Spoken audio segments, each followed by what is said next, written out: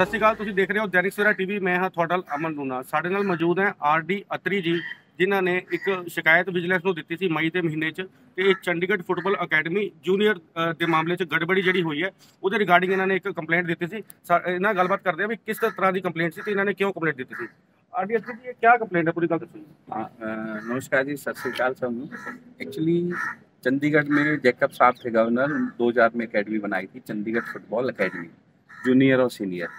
जो जूनियर के बच्चे एडमिट होते हैं वही बच्चे सीनियर में चले जाते हैं। तो 17-18 मई 2023 में अकेडमी की ट्रायल निकली थी, ओपन ट्रायल। पहली बात तो उसमें ऑन रिकॉर्ड है कि ये अकेडमी बनाई गई थी चंडीगढ़, पंजाब, हरियाणा और हिमाचल के बच्चों के लिए। इन्होंने बाद में उसको करके वो ये बाहर के बच्चे रखते हैं। अभी भी जो 12 बच्चे रखने थे, 9 बच्चे रखे, उनमें से सारे बच्चे 7 बच्चे बाहर के, मणिपुर के, ठीक है, जो बाहर जो मैनिपुलेट करके आते हैं। ये रिकॉर्ड है मेरे पास, सारी चीज़ें, वो बैग रखा हुआ ऑन रिकॉर्ड है कि वो बच्चे डेट ऑफ बर्थ चेंज करा के आते हैं, कम से कम 3-3, 4-4 साल बड़े बच्चे हैं। और इसके रिगार्डिंग मैंने 4-5 पॉइंट बनाए थे। और सबसे पहले मैं जो ट्रायल कमेटी थी उनसे रिक्वेस्ट करी थी, फिर ज्वाइंट डायरेक्टर साहब से, फिर डायरेक्टर साहब से।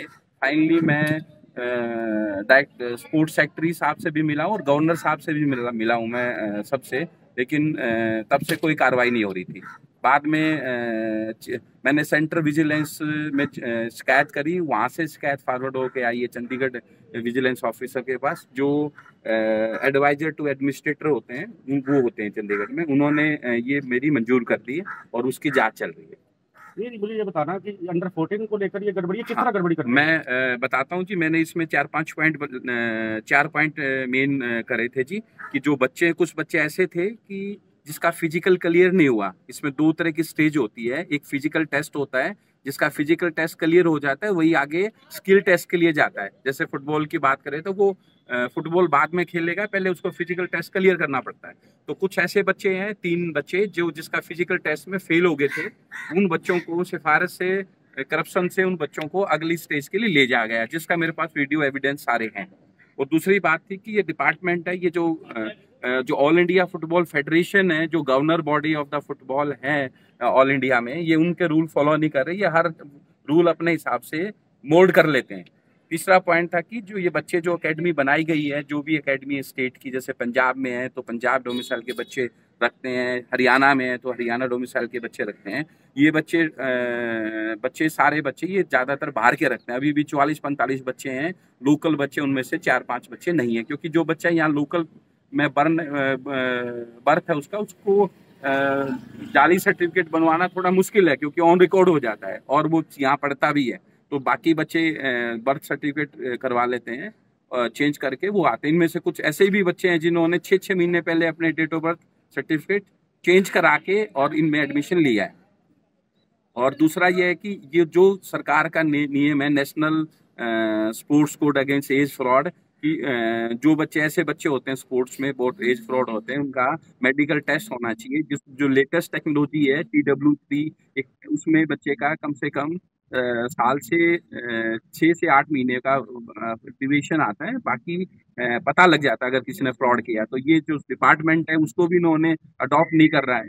उसको भी इन्होंने, जो पुराना सिस्टम चल रहा है 50 सालों से, पुराने तरीके से मेडिकल कराते हैं, अंदाजे से लिख देते हैं कि डेट ऑफ बर्थ इतने से 14 से 16 साल है, 12 से 14 साल है, अंदाजे से लिख देते हैं। तो वो भी जानबूझ के ये नहीं करा रहे हैं।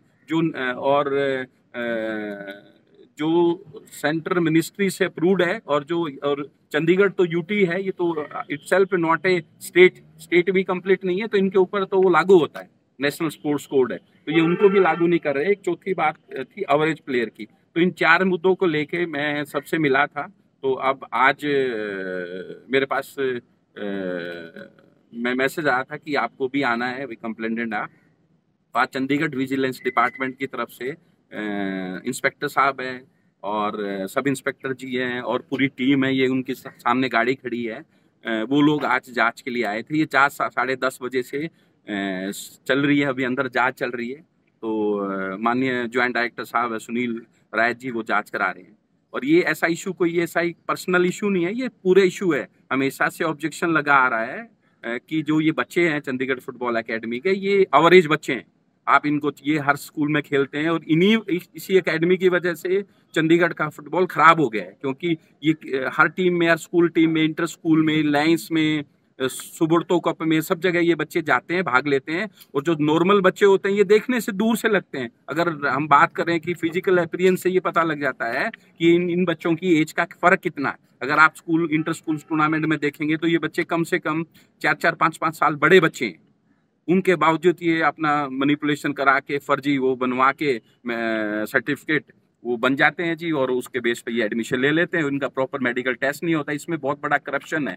और मैं, जो मेरी एज पर नॉलेज है, मेरे ख्याल से ये चंडीगढ़ के इतिहास में पहली बार ऐसा हो रहा होगा कि वीडियोग्राफी के लिए भी मैंने रिक्वेस्ट किया था, और मेडिकल के लिए रिक्वेस्ट किया है। और मैं, मिस्टर संजय टंडन जी हैं जो एक्स प्रेसिडेंट है बीजेपी के, और चेयरमैन है स्टैंडिंग काउंसिल कमेटी के, एडवाइजरी कमेटी के चेयरमैन है, उनको भी मैंने रिप्रेजेंटेशन दिया है कि आप इसका TW3 टेस्ट करो। जो समस्या है ये ऑलमोस्ट चंडीगढ़ में सबसे ज़्यादा है, और चंडीगढ़ के टैलेंट को ही मौका नहीं मिल रहा है। और हम सब लोग मिलजुल के एक फेडरेशन चलाते हैं जो sports player parents federation of India है।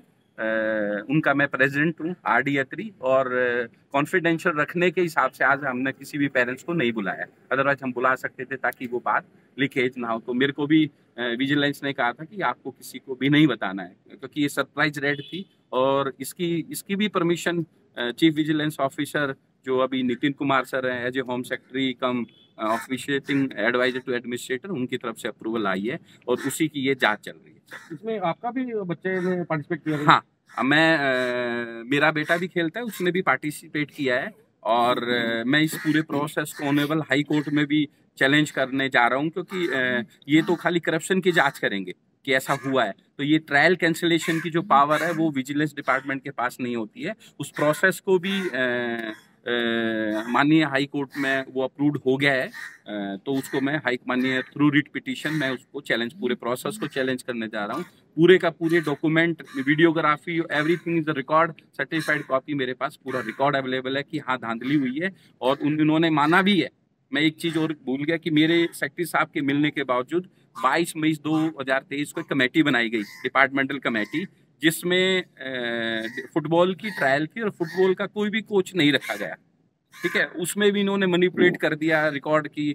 जो बच्चे फेल हो गए थे जी, उनको मोटिवेशनल बूस्ट करने के लिए उनसे ले लिया, वो भी फर्जी डॉक्यूमेंट बना के वो कमेटी भी इन्होंने रिपोर्ट बना के दे दी है डिपार्टमेंट ने अपनी कमेटी की। नहीं सर, हमारा सारा काम बिल्कुल सही हुआ है। ठीक है, जो बच्चा फेल हो चुका है उसको नेक्स्ट स्टेज में जाने की जरूरत नहीं है। उसको बताया कि हमने उन जो फेल बच्चे थे एज ए सब्जेक्ट लिया। सब्जेक्ट तो हमेशा, हम भी थोड़े बहुत पढ़े लिखे हैं, बेस्ट होता है, जो बेस्ट बच्चा वो खेलता है। सब्जेक्ट की जरूरत नहीं है, क्योंकि एकेडमी में ऑलरेडी बच्चे थे और बहुत बच्चे सिलेक्टेड हुए हैं, तो सब्जेक्ट की जरूरत ही नहीं है। तो वो एक कहते हैं ना लिपा पोती, वो करने के लिए इन्होंने कमेटी बनी, वो भी सेक्रेटरी साहब विनोद पी कावले जी थे, उन्होंने बनाई। बट वो रिपोर्ट भी मेरे को नहीं दी गई, वो भी 4 महीने बाद दी गई, कोई रिजल्ट आउट नहीं किया गया। और दूसरी बात है कि जो ये ट्रायल के लिए जो आई थी 7 और 17 और 18 मई को ये ट्रायल होनी थी 42 के स्टेडियम में, और यहाँ पे कैमरे लगे हुए हैं ग्राउंड में। ये अपने मन से without any public notice, without any administrative approval, इनका परमिसेस ही चेंज कर दिया। वेन्यू ऑफ द ट्रायल ही 46 में किया गया, ताकि जो मैनिपुलेशन करनी है वो आसानी रहे। तो ये ऑन रिकॉर्ड चीजें हैं, ये सब मेरे पास पूरा रिकॉर्ड है, मैंने प्रेस को पूरा शेयर किया हुआ है। कोई चीज़ ऐसे नहीं है कि कोई चीज़ का रिकॉर्ड ना हो। जितनी भी बातें की है मैं इन चीज़ के लिए, और ये माननीय हाई कोर्ट ने भी इस चीज़ को माना है कि हाँ हुई है, और उसका केस में फाइल हो जाएगा, वो 1 या 2 दिन में हो जाएगा। और कुछ आप पूछना चाहते तो बताइए सर। जिस हिसाब से आप बता रहे हैं कि भी बर्थ सर्टिफिकेट में जो बच्चे हैं वो अपना डेट ऑफ बर्थ जैसे चेंज करवा लेते हैं, हाँ, तो क्या स्पोर्ट्स डिपार्टमेंट की तरफ से जांच नहीं करवाई जाती? सर ऐसा है, उनकी जांच नहीं कराई जाती है। जांच वो क्या होता है कि वो रजिस्टर्ड भी हो जाते हैं। जो ऑफलाइन चल रहा है, वैसे तो डिजिटल का आ गया, जो सर्टिफिकेट मैनुअल बनते हैं, बहुत से स्टेट में मैनुअल बनते हैं, आज भी आप रिकॉर्ड में एंट्री करके हो जाते हैं। उन चीज़ों को ये अभी पीछे भी सुब्रतो अंडर 14 में 70% बच्चे एवरेज मिले, जो स्कूलों के बच्चे गए हैं, उसमें 15 टीमें डिस्क्वालीफाइड कर दी गई हैं। तो स्पोर्ट्स में आपको भी पता है कि स्पोर्ट्स में सबसे ज़्यादा एज फ्रॉड है। और ये एज फ्रॉड को डिटेक्ट करने का तरीका गवर्नमेंट ने, ministry of youth affair and sports ने थ्रू साई स्पोर्ट अथॉरिटी जो लेटेस्ट एज वेरिफिकेशन टेस्ट है वो TW3 है, जो क्रिकेट में होता है, फीफा ने भी अडॉप्ट किया हुआ है। और किताबों में ये अपने मन से करते नहीं है, क्योंकि उसमें आपको पता लग जाएगा कि ये बच्चा कितनी एज का फर्क आता है, और एवरीथिंग रिकॉर्ड। ये मेरे पास ये लिस्ट भी है, पूरे डॉक्यूमेंट रखे हैं, उसमें सब लिखा हुआ है कि अगर कोई कोड बना है नेशनल तो वो अप्लीकेबल होना चाहिए ना, वो नहीं होता है। तो उस टेस्ट नहीं होने की वजह से वो बच्चे उस एज फ्रॉड का, अभी रिसेंटली सुबुरतो दिल्ली में करीब 70% बच्चे ओवरेज मिले हैं, जो 15-16 स्टेट की टीम को डिस्क्वालीफाइड कर दी गई है। तो स्पोर्ट्स में एज फ्रॉड बहुत ज़्यादा होता है, और ये टैक्स पेयर का पैसा लग रहा है। इसी वजह से इंडिया का फुटबॉल कमजोर है, क्योंकि लोअर एज में बहुत ज़्यादा फ्रॉड होते हैं, वो जब अपर एज में जाते हैं तो अच्छा परफॉर्मेंस नहीं दे पाते हैं। ਇਹ ਜੀ ਸਾਡੇ ਨਾਲ ਅਤਰੀ ਜੀ ਜਿਨ੍ਹਾਂ ਨੇ ਦੱਸਿਆ, ਇਹ ਪ੍ਰੈਜ਼ੀਡੈਂਟ ਹੈ ਖੁਦ ਪਲੇਅਰ ਸਪੋਰਟਸ ਦੇ, ਤੇ ਤੁਹਾਨੂੰ ਦੱਸ ਦਈਏ ਲਗਾਤਾਰ ਜਿਹੜੀ ਵਿਜੀਲੈਂਸ ਦੀ ਰੇਡ ਹੈ, ਤੁਹਾਨੂੰ ਵਿਜੀਲੈਂਸ ਦੀ ਗੱਡੀ ਵੀ ਦਿਖਾ ਦਿੰਦੇ ਆ। 3 ਘੰਟਿਆਂ ਤੋਂ ਜਿਹੜੀ ਵਿਜੀਲੈਂਸ ਦੀ ਰੇਡ ਇੱਥੇ ਚੱਲ ਰਹੀ ਹੈ ਸਪੋਰਟਸ ਡਿਪਾਰਟਮੈਂਟ ਸੈਕਟਰ 42 'ਚ। ਵਿਜੀਲੈਂਸ ਦੀ ਸਰਕਾਰੀ ਗੱਡੀ ਤੁਸੀਂ ਦੇਖ ਸਕਦੇ ਹੋ, ਸਰਕਾਰੀ ਗੱਡੀ ਦੇ ਮੁਲਾਜ਼ਮ ਇੱਥੇ ਆਏ ਨੇ, ਤੇ ਦੂਜੀ ਗੱਲ ਇੱਕ ਪ੍ਰਾਈਵੇਟ ਗੱਡੀ ਵੀ ਆਈ ਹੈ। ਤੇ ਵਿਜੀਲੈਂਸ ਦੀ ਟੀਮ ਲਗਾਤਾਰ 3 ਘੰਟਿਆਂ ਤੋਂ ਅੰਦਰ ਬੈਠੀ ਹੈ ਸਪੋਰਟਸ ਡਿਪਾਰਟਮੈਂਟ ਚੰਡੀਗੜ੍ਹ ਸੈਕਟਰ 42 ਦੇ ਅੰਦਰ, ਤੇ ਲਗਾਤਾਰ ਇਹ ਰੇਡ ਜਾਰੀ ਹੈ। ਜਿਹੜੇ ਪ੍ਰੈਜ਼ੀਡੈਂਟ ਇਹਨਾਂ ਨੇ ਦੱਸਿਆ ਕਿ ਬਈ ਇਹ ਜਿਹੜੀ ਰੇਡ ਹੈ ਅੰਡਰ 14 ਜਿਹੜੇ ਟੂਰਨਾਮੈਂਟ ਹੁੰਦੇ ਆ ਉਹਨੂੰ ਲੈ ਕੇ, ਗੜਬੜੀ ਨੂੰ ਲੈ ਕੇ ਇਹ ਰੇਡ ਚੱਲ ਰਹੀ ਹੈ ਵਿਜੀਲੈਂਸ ਦੀ। ਹਾਲਾਂਕਿ ਵਿਸ਼ਵਸਨੀय ਸੂਤਰਾਂ ਦੇ ਹਵਾਲੇ ਤੋਂ ਖਬਰ ਆਈ ਹੈ ਕਿ ਵਿਜੀਲੈਂਸ ਦੀ ਟੀਮ ਨੇ ਹਾਲੇ ਤੱਕ ਅੰਦਰੋਂ ਕੁਝ ਅਹਿਮ ਦਸਤਾਵੇਜ਼ ਜਿਹੜੇ ਆ ਬਰਾਮਦ ਕਰ ਲਏ ਹੈ। ਤੇ ਹੁਣ ਦੱਸ ਦਈਏ ਜਦੋਂ ਵਿਜੀਲੈਂਸ ਦੀ ਟੀਮ ਬਾਹਰ ਆਏਗੀ ਉਸ ਤੋਂ ਬਾਅਦ ਹੀ ਪਤਾ ਲੱਗ ਚੱਲ ਪਾਏਗਾ ਕਿ ਅੰਦਰ ਹੋਰ ਵਿਜੀਲੈਂਸ ਦੀ ਟੀਮ ਨੂੰ ਕੀ ਬਰਾਮਦ ਹੋਇਆ ਹੈ। ਚੰਡੀਗੜ੍ਹ ਤੋਂ ਅਮਨ ਲੂਣਾ ਦੀ ਰਿਪੋਰਟ।